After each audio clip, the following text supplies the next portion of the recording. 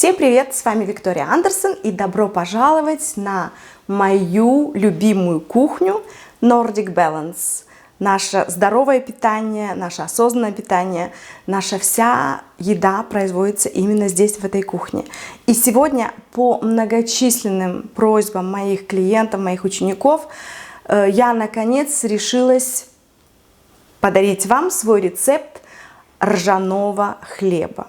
Этот рецепт, он датский, поэтому он может быть немножечко отличаться от тех рецептов, которые вы уже видели или читали на интернете и так далее. Я его очень люблю. Я экспериментировала довольно длительное время над своим черным хлебушком или ржаным хлебушком.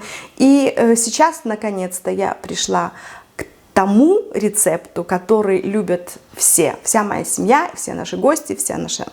я не знаю, все наши друзья и так далее. Давайте попробуем, что из этого получится. Приготовьтесь к тому, чтобы вы, пожалуйста, полайкали, и приготовьтесь к тому, что этот хлеб будет бездрожжевым, а это значит, что я его сейчас сделаю, и потом он должен постоять часа 4-5, пока тесто поднимется, потому что я его буду готовить, печь с применением закваски. Ну что, вы готовы посмотреть, как я это делаю? Тогда добро пожаловать еще раз. Приступаем. У меня для этого хлеба сегодня потребуется 500 грамм ржаной муки грубого помола, 450 грамм муки миндальной, 150 грамм семечек подсолнечника, 150 грамм льняного семени, 300 грамм закваски. И вот это вот потребуется у нас для того, чтобы я вам показала, как делать именно эту закваску, на которой хлеб будет базироваться. Одна баночка пива, темного пива, я в нем ничего не понимаю, Карлсберг, но оно прекрасно подходит и гармонирует с этим хлебом. Еще я взяла 2 столовые ложечки рубленого зерна ржи, столовую полную ложку меда и столовую ложку морской соли. Для начала я бы хотела сделать вам пример закваски, на которой базируется этот именно мой любимый волшебный хлебушек. Что я для этого делаю? 150 грамм здесь цельнозерновой ржаной муки, и тут же у меня 150 грамм йогурта, или вы можете взять, я не знаю, кефира, что у вас есть под рукой. Это все мы перемешиваем и делаем такую вот однородную массу. Вот сейчас я немножечко подолью еще этого йогурта. У меня йогурт в данный момент, но также подойдет и кефир, и простокваша, и что у вас популярно в вашей стране, что вам доступно, да. Вот, сюда же можно добавить немножечко меда или же сахара, опять же, как вам будет угодно, что вы захотите. Это все произвольная форма. И после того, как мы все это размешаем и получим однородную массу, завтра, это должна закваска поставить до завтра. Вот мы еще раз помешаем чуть-чуть. Она немножечко выпрыгивает, но ничего. Вот так вот, да. И у нас получается вот такая вот прекрасная вещь. Такое вот чудо, на которое будет рождаться наш темный хлебушек. Вот, пожалуй, больше я не буду мешать. Вы поняли, да, структуру. Завтра я к этой же закваске просто-напросто добавлю еще чуть-чуть кефира или йогурта, и она, сейчас я уберу это немножко, и она начнет оживать, да, то есть мы ее немножечко прикормим, и на это уйдет буквально 2 дня, она будет готова, и вы увидите, она начнет оживать, и мы это будем добавлять в наш следующий хлебушек. Итак, приступаем к нашему хлебу сегодня. Что мы делаем? Вот вы уже поняли, закваска основа, да, здесь, как я ее сделала. Можно немного сахарку добавить, и можно добавить чуточку соли, можно добавить немножечко того же меда. Все на ваше усмотрение. Я пока так сделала, и завтра я добавлю этот самый мед. Вот так закваска выглядит у меня на 3-й день.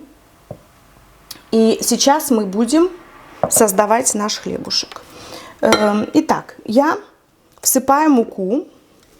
Здесь у меня, как я уже сказала, 500 грамм муки цельнозерновой грубого помола.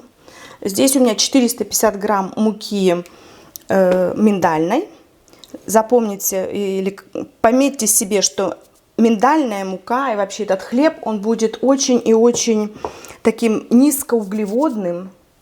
Он будет, в нем будет очень много как бы жиров за счет семечек, много будет входить здесь сюда белков, и вы от него никогда не поправитесь. Это будет очень и очень полезный хлебушек, от которого вы будете получать удовольствие, и он вам будет приносить здоровье, потому что здесь нет никаких дрожжей. Теперь я всыпаю сюда наши семечки. Все элементарно. Просто-напросто мы смешиваем все ингредиенты. Семя льна, которая волшебная кладезь для всех девочек. Это необходимо в нашем рационе. Как я уже сказала, столовая ложечка соли морской. Сюда же я всыпаю столовую полную ложку, может быть, даже 1,5 здесь рубленого семя ржи. Наш мед. И практически наш хлеб предварительно уже готов. Единственное, что мы должны добавить, это пиво. И я сейчас попробую открыть эту банку. Но надеюсь, что мне это получится. Ну и в самом конце мы добавляем наше пиво. Темное пиво, которое мы наконец все-таки открыли. Не без помощи. Баночка пива ушла сюда. И смотрите, что у нас получается. Все элементарно. Теперь мы должны просто-напросто закрыть наш комбайн. И я немножко пошумлю. Перемешаем все ингредиенты.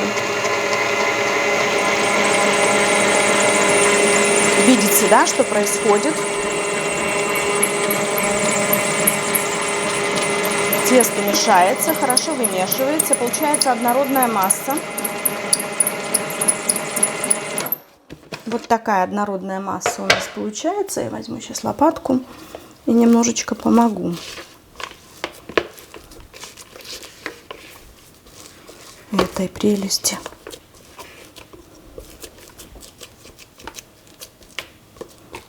Вот так вот. И я бы еще могла немножко добавить сюда чуть больше пива и йогурта. Вот так вот. Сейчас мы еще раз перемешаем и оставим наше тесто на часа 4. Просто-напросто.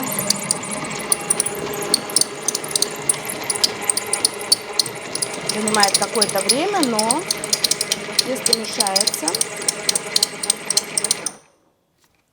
И после этого наш великолепный хлебушек должен подышать, набраться воздуха, ожить с помощью нашей великолепной закваски. И через часа 4-5, когда оно поднимется, мы сможем выложить это тесто в наши формы и запекать хлеб. Итак, сейчас мы немножечко подождем, буквально пару часов, 4 часа, да? И потом я вам покажу, что с этим чудом произойдет. Я не прощаюсь с вами, до встречи опять скоро. Пока. Ну вот и пролетели наши 4 часа, и мы возвращаемся к тесту, ржаному тесту на закваске. Смотри, какое оно получилось у нас. Оно подросло и такое красивое. Теперь, прежде всего, мы должны не забывать о том, что у нас есть закваска, которую мы с вами сделали тоже 4 часа тому назад, или, может быть, 4,5, да? Она уже немножечко подросла, и теперь мы ее должны немножко подкормить. Что мы для этого делаем? Мы берем вот наше уже поднявшееся тесто и добавляем его сюда. Буквально пару лопаточек. Вот так вот. И все это мы должны перемешать тщательно. И сегодня же я переложу эту закваску вот в этот большой стакан, где оно может расти и прекрасно себя чувствовать в холодильнике до следующего хлебушка. Ну, вы поняли, да, что я сделала? Вчера в этой закваске, то есть не вчера, а сегодня 4 часа тому назад, здесь была ржаная мука и йогурт. Пропорции вы увидите в моем рецепте. А теперь я добавила немножечко еще вот этого теста, которое мы с вами приготовили 4 часа назад. Теперь я приготовила, как видите, тоже форму. Сюда я положила бумагу для печенья. Сейчас и немножко полила ее маслом, для того, чтобы наш хлебчик не пристал к бокам. Хорошенько обработаем эту всю форму вот этим вот маслечком. На дно немножечко тоже полила как бы водички, чтобы пергаментная бумага для печенья хорошенько влеглась. И теперь мы выкладываем тесто в эту форму. Хочу заметить, что после того, как тесто вы увидели, как я его вымесила, я все-таки добавила еще 200 мл теплой воды, потому что мне показалось оно как-то немножечко таким невоздушным, что ли, не той консистенцией. Вы должны всегда, друзья, смотреть на то и чувствовать, как вы понимаете это тесто, да, оно не должно быть таким пластилиновым, оно должно быть, упс, у меня немножко упало, видите, оно должно быть таким воздушным и дышать должно, вот, и вы должны сами почувствовать это, вот видите, каким оно стало после того, как оно постояло эти самые 4 часа, вот, ну и в принципе все уже хорошо, единственное, что я должна подобрать то, что у меня упало, я извиняюсь очень. Так, сейчас мы красиво все это соберем. Ничего страшного, друзья, не судите строго, это наша домашняя кухня. У каждого может такое произойти. Вот, в принципе, все готово. Отставляем эту форму, чтобы она вас не смущала. А хлебчик немножко выровняем. И теперь вот такой очень интересный нюанс, который многие, может быть, даже и не знают. Хлеб или тесто выложено. И для выпекания я его сейчас поставлю в холодную духовку. Для чего это я буду делать? Для того, чтобы именно пока духовка будет нагреваться, хлеб немного подрастет. Поставлю я духовку на 220 градусов. Итак, пойдемте за мной к моей духовке. Выставляю ее на 220 градусов. Пока, хлебчик. До встречи. Он здесь должен пробыть буквально час и где-то 20 минут. Вы сами это увидите, смотрите за ним, не открывайте духовку. Но пока духовка будет нагреваться, как я уже сказала, хлеб получит возможность подняться как бы самостоятельно. Ну и увидимся, когда продукт будет готов, когда наш хлебчик испечется. До встречи через час 20 минут. Пока!